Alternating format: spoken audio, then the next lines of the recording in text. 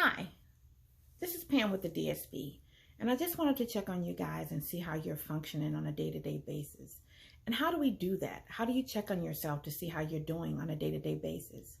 Well, you start by checking on yourself, how you're doing emotionally, how you're doing mentally, and how you're doing physically overall. And how do we do those things? Well, how are you functioning? For myself, I take a look and see, am I having more happy days than angry days? Am I having more sad days than happy days?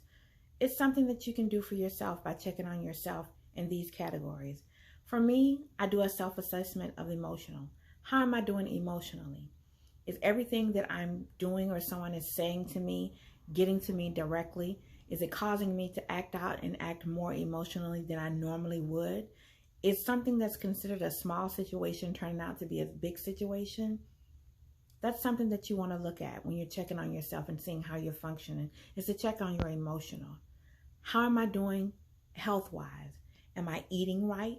Because how we eat sometimes determines how we feel. If you're eating junk food, if you're eating unhealthy, if you're driving through drive-thrus, picking up all the wrong things, that's going to promote an unhealthy lifestyle. So we're already emotionally off balance. We're eating the wrong things, which are causing us to feel physically off balance. So we also have to learn to take care of ourselves physically. And then the most important part of our whole intake to function is mentally. How are we checking in mentally? What are we doing to make sure that we stay on track mentally? And the first thing that we have to do is understand that we're going through something. And when you go through something, you have to determine how you're going to go through it.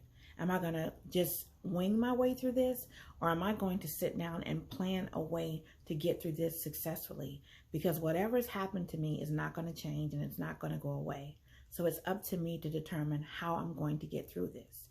And in doing so, sometimes it requires that we get professional help.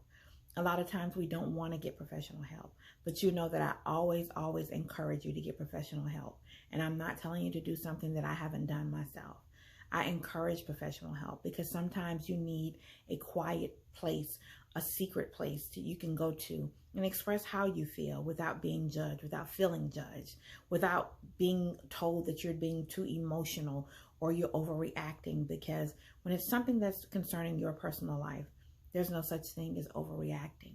It's just simply what you feel. So I have to ask you, how are you functioning? How are you doing mentally, physically, and emotionally? So in order to do those things, you have to pay attention to those things.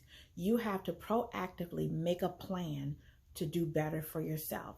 It's not for the people around you, although they benefit from it. It's about you. So again, I encourage you to take care of your physical, your mental, and your emotional health. It's very, very important.